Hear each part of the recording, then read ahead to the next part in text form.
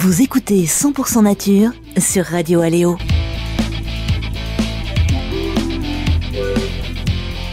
Les hommes aiment les lumières. Ces lumières qui rassurent, ces lumières qui sécurisent les routes, ces lumières qui mettent en valeur magasins, patrimoine ou encore maisons. En 2013, le ministère de l'Écologie, du Développement durable et de l'Énergie utilise pour la première fois le terme de pollution lumineuse pour parler des effets néfastes des éclairages artificiels sur l'environnement, mais aussi sur la santé. Une prise de conscience tardive puisque les astronomes avaient commencé à alerter dès les années 70, suivis dans les années 90 par les associations de défense de l'environnement et dans les années 2000 par les médecins et les chercheurs. Aujourd'hui, un tiers de la population mondiale ne peut plus voir la Voie lactée. Et la pollution lumineuse a également des effets négatifs sur la faune, la flore et les êtres humains. Pour en savoir plus, nous accueillons dans notre studio Alexis Révillon, chargé d'études et éducateur à l'environnement pour la LPO de Côte d'Or et de Saône-et-Loire. Bonjour Alexis. Bonjour.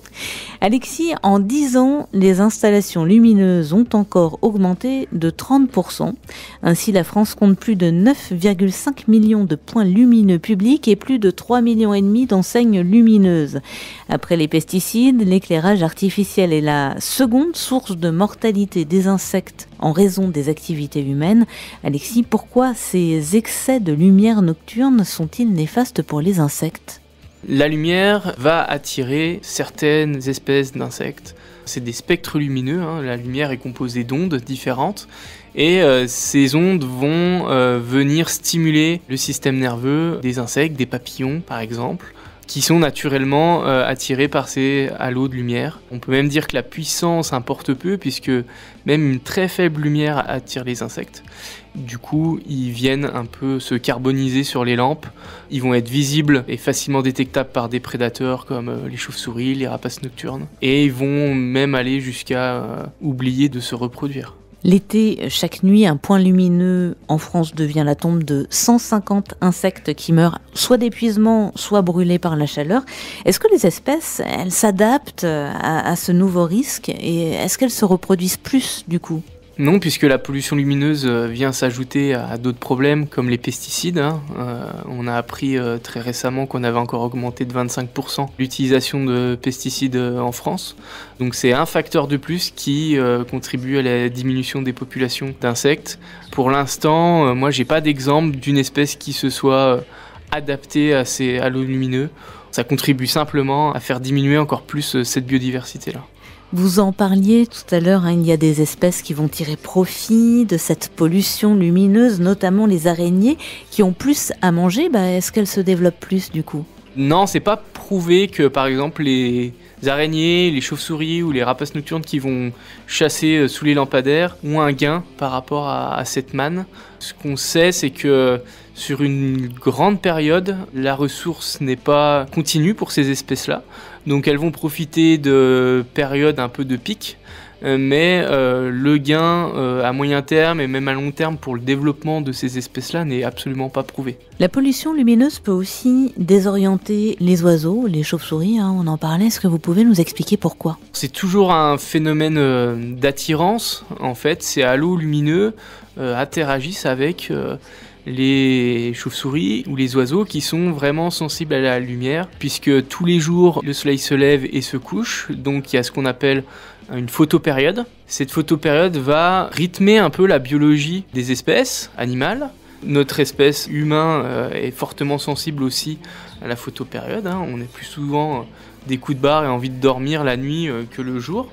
Et cette lumière va complètement dérégler en fait ce mécanisme biologique chez ces espèces. Donc il y a un phénomène d'attirance assez irrésistible, mais qui est néfaste pour ces animaux-là. Quand on parle d'oiseaux, on parle de quels oiseaux ? Des rapaces nocturnes ? Alors les rapaces nocturnes, la pollution lumineuse va avoir un effet de répulsion sur certaines espèces, comme la chouette effraie. On sait que Par exemple, illuminer son église pour la mettre en valeur la nuit va faire fuir ces rapaces, la chouette-hulotte également.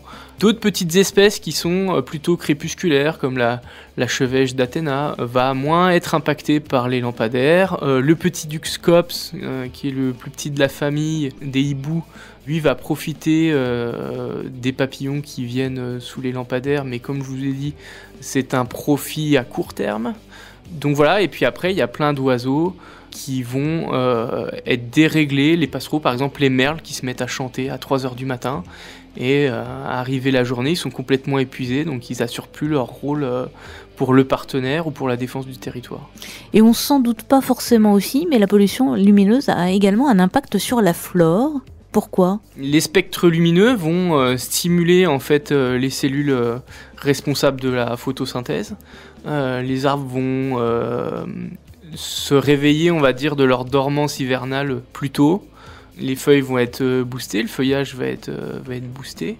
Une croissance qui va être plutôt accélérée et qui peut être un piège, puisque vous imaginez bien que par exemple si un cerisier ou une autre plante à fleurs comme celle-ci, qui va fleurir peut-être 1 mois plus tôt ou même 15 jours plus tôt, peut subir les conséquences d'une gelée tardive qui anéantit sa production de fruits de l'année. Alexis, 2 décrets et 3 arrêtés ont amorcé une réglementation de l'éclairage artificiel à la suite du Grenelle de l'environnement de 2009. En 2018, néanmoins, 3 associations françaises ont obtenu la condamnation du gouvernement par le Conseil d'État pour son inaction depuis 8 ans en matière de lutte contre la pollution lumineuse. Le Conseil d'État a exigé que l'État prenne une série d'arrêtés dans un délai de 9 mois, c'était très serré. Alors, est-ce que cette condamnation a servi à quelque chose ? Est-ce que vous avez vu du mieux ? Pour l'instant, on ne voit pas d'effet concret. Aujourd'hui, pour réduire cette pollution lumineuse, il y a plusieurs stratégies. Il y a d'abord les nouvelles technologies, c'est-à-dire équiper les lampadaires de détecteurs de mouvement, de plus laisser tous les lampadaires allumés, mais qui s'allument progressivement au passage d'une personne ou d'une voiture et qui s'éteignent derrière. Il y a des gros problèmes aussi de toute la nouvelle technologie LED qui a plutôt une tendance à préférer des spectres de lumière qui tirent vers le bleu. Et ça, on sait que c'est très néfaste pour tous les organismes vivants, même pour nous, qui déclenchent des dérèglements hormonaux notamment. Donc on se tourne plutôt sur des lumières chaudes, orange, comme nos vieux lampadaires d'antan ou d'encore qu'on voit aujourd'hui dans les villages, des vieilles lumières orange. Et on va privilégier des LED avec ce spectre lumineux-là qui ont le moins d'effet d'attirance envers les animaux. Et puis avoir une réflexion sur les enseignes publicitaires. Est-ce qu'on a besoin d'avoir le magasin qui vend des canapés allumés à 3h du matin ? Et puis il y a aussi une responsabilité individuelle. Il y a de plus en plus de personnes qui vont agrémenter leur jardin de spots lumineux, le pourtour de la piscine. Et là, on est responsable directement de cette pollution lumineuse-là. Être attentif aussi aux propositions de projet de votre commune qui va proposer d'éclairer d'un coup l'église. Est-ce qu'il n'y a pas de l'argent à mettre ailleurs et dans un souci d'économie d'énergie, de dépenses d'énergie, de réchauffement climatique qui s'ensuit, allumer une ampoule, c'est pas anodin, l'électricité tombe pas du ciel.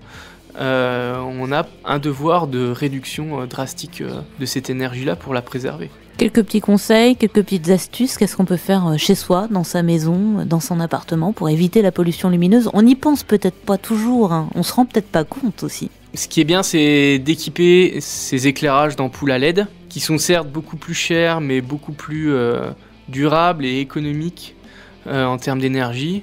Faites attention pour votre santé au spectre lumineux. Quand vous achetez une ampoule ou un éclairage, vous avez obligatoirement sur l'emballage son type de spectre lumineux. Bleu, alors ils appellent ça des lumières froides, et privilégier des lumières chaudes. Ça paraît moins moderne que des lumières blanches ou bleues pures, mais c'est beaucoup mieux pour votre santé.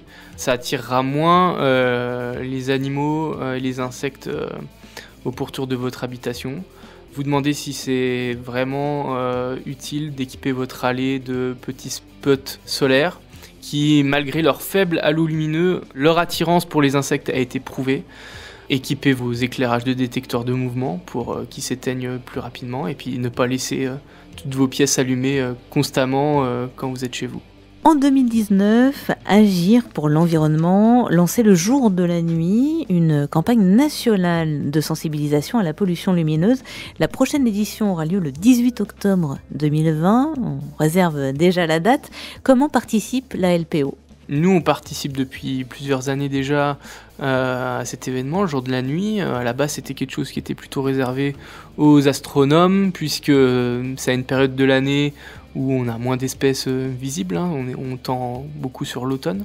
Mais on fait des activités et des animations, notamment sur les rapaces nocturnes ou sur la faune nocturne en général, parce qu'il n'y a pas que les oiseaux, il y a des espèces d'amphibiens, de mammifères qui sont actifs la nuit. Et puis aussi sur des réunions publiques sur la pollution lumineuse, ça nous arrive. Comment la LPO Côte d'Or et Saône-et-Loire agit-elle pour sensibiliser la population tout le reste de l'année ? Alors, on a des programmes comme les Atlas de biodiversité communale, qui est un programme de sciences participatives et de sensibilisation des citoyens d'une commune aux problématiques de l'environnement. On soutient aussi les communes qui mettent en place des programmes d'extinction de l'éclairage public la nuit. On essaye aussi de créer des événements sur la faune nocturne. Donc là, cette année, le 25 et 26 avril prochain, on a notre festival nature qui a lieu à Corgauloin, donc dans le sud de la Côte d'Or, proche de la Saône-et-Loire, avec pour thème le monde de la nuit, puisqu'il y a beaucoup de gens qui sont angoissés par l'obscurité. C'est quelque chose qui vient du fin fond de notre être.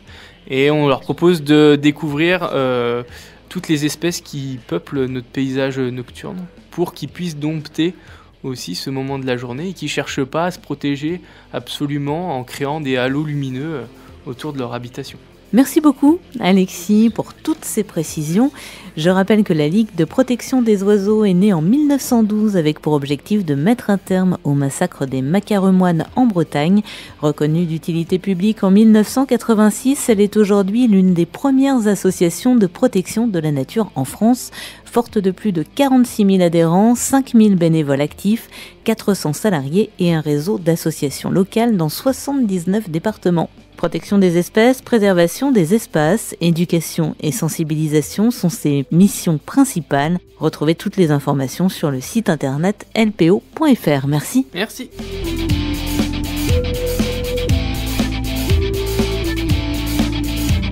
C'était 100% nature sur Radio Aléo. Retrouvez cette émission sur notre site internet radioaléo.fr.